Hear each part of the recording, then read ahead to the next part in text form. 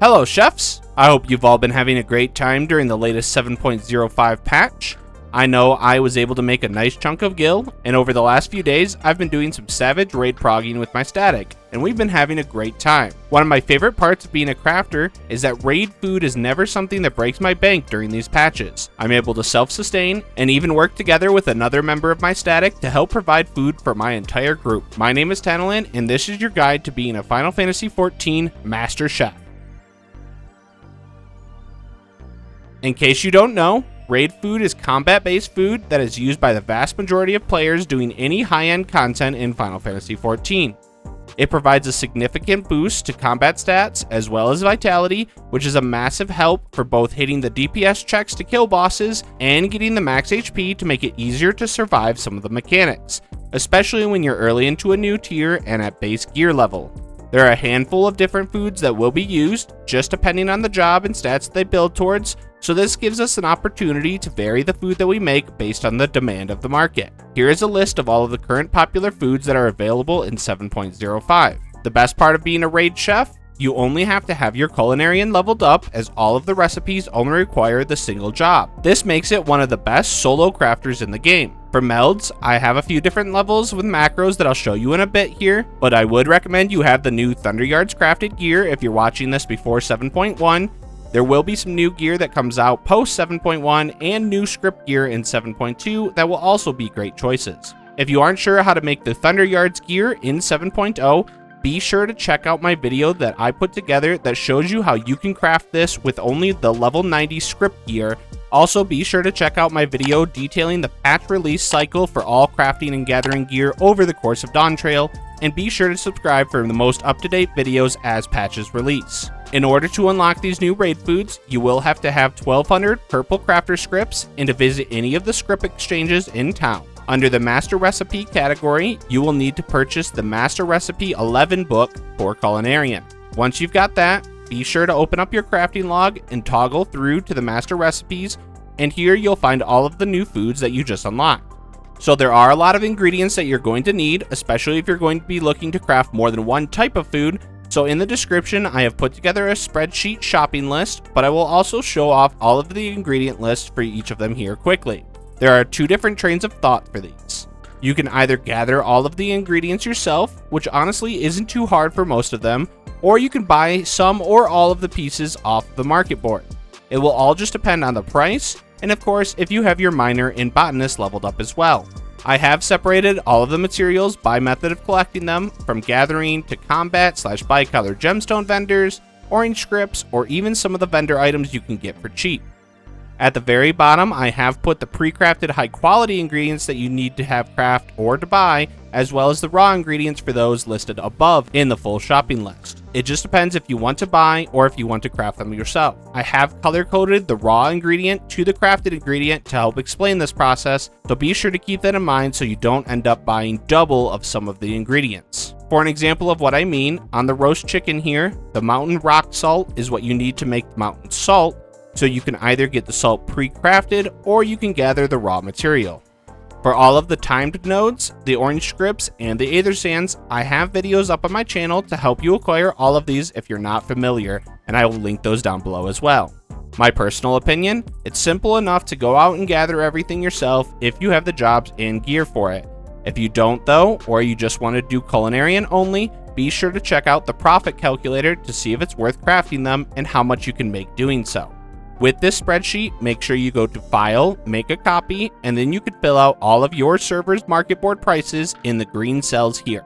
Each craft that you will do will make 3 servings of the food, so I have it automatically calculate for that, so you can figure out all of your profit margins. As I was recording this, I went ahead and filled out the roast chicken prices, and if you were to buy everything off the market right now, buying the crafted materials, so that means the Frantoia oil and the mountain salt, instead of buying the rock salt and the Frantoio, it would only cost you 8,702. The roast chickens high quality are selling for 4,000 a piece, meaning that one craft will sell for 12,000. So if you were to buy all of the materials, you would end up making 3,298 per craft. Now, looking at all of these prices, I think that overall, you should try to gather as much as you can. Lemonettes are ridiculously expensive right now, but if you have a decent meld on your gathering set, they are a level 80 something gather, and you can get about 50 of them on a node that spawns every 30 minutes. And some of these other ones are just ridiculous prices. The garlic is very simple to gather. It's not even a timed node. Rock salt as well. And just so you know, I did calculate this. One craft of mountain salt does take 6 rock salt. And I did account for the fact that you only need 2 by just dividing this by 2/3. So you're using 2/3 of one craft. So it is calculating it correctly in the sense. Same with the Frantoio oil. 5 of these is used to make 3 oils, but you're only using 1. So you're only actually spending 500 for this individual craft, and you'll have 2 Frantoio oils left over. But still, these are just so easy to gather, especially the rumpless chicken. It only costs you 20 orange scrips. Just go ahead and get all of these materials yourself that you can. Things like the sunlit Aethersand costing 2,800 right now. You can get so many of them so quickly and in so many different methods that I wouldn't recommend buying at this moment. Just go out, gather as much bulk as you can, craft a bunch of them, and just make pure profit for a little bit of your time. That's just at the current prices and the current timeline that we're in. At the start of new expansions, it's always crazy. Prices fluctuate so much. Yesterday, these Aethersands were 400, and today they're back up to 2,800.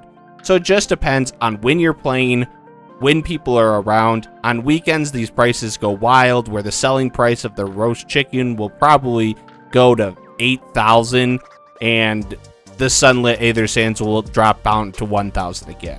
So that's why I just recommend always updating your prices as often as you can while you're doing this.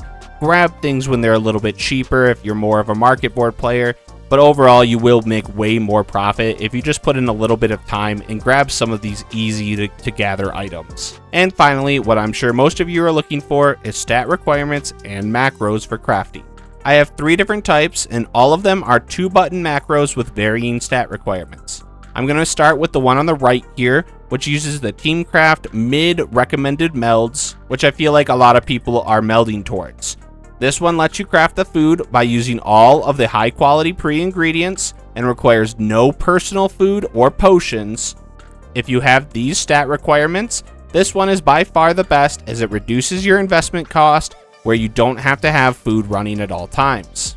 The next one is the one on the left here. It has these stat requirements here, still requiring just as much CP as the Teamcraft mid recommended meld, and this one does require that you have all high quality pre-craft ingredients and you're eating the high quality steaks. This makes it so that you have a little bit more investment, but you can as well craft these for yourself to save yourself some gil. You can actually complete this one with around 600 CP if you were to add a high quality cunning tiz stain, but I wouldn't recommend it. Again, you're putting more investment into using a consumable, which does cut into your profit margins. The final one here is a little bit of a balance between them. It has slightly lower stats than Teamcraft's recommended mid-tier set and much lower CP, but it does require to use the high quality salmon jerky as your food. All of these work, and these are the minimum stats for each of them, so just pick out based on whatever you're melding. Now, if you're looking for my recommendation, I would 100% tell you to use Teamcraft's recommended mid-tier set, which I will have out in the description. This will just make it so that if you ever look into crafting anything else other than culinary and food, it will have great levels for all of those crafts. This one can complete any of the new raid gear, the raid combat gear, the crafts, the potions, anything that you can craft in the game right now can be done with this set. So if you're just getting into melding your gear, this is what I would aim for. Now, for those of you that have watched this far into the video, I will give you a quick little guild making pointer, especially if you're in the lower levels or stats than any of these. People right now are buying the high quality crafted materials that you need for these recipes, and they're buying them for potentially ridiculous prices. Earlier today, I sold a stack of 99 high quality Turali corn oils for 250k, and they were only listed for about 10 minutes. This is just another way to make some guild that a lot of people don't think about. Another one to look at is Dark Rye Flour, which is only a level 81 craft, and it's very easy to gather. These were selling for 1,500 a piece for high quality, and it just takes a 2 or 3 step macro, just using trained eye and groundwork and occasionally a careful synthesis if your stats are a little lower, as long as you're above level 91 on your culinarian. A lot of these materials are selling so ridiculously expensive that there's tons of different ways to make gil right now. So just keep those things in mind. Look outside the box, look at what crafters are buying, look at what raiders are buying.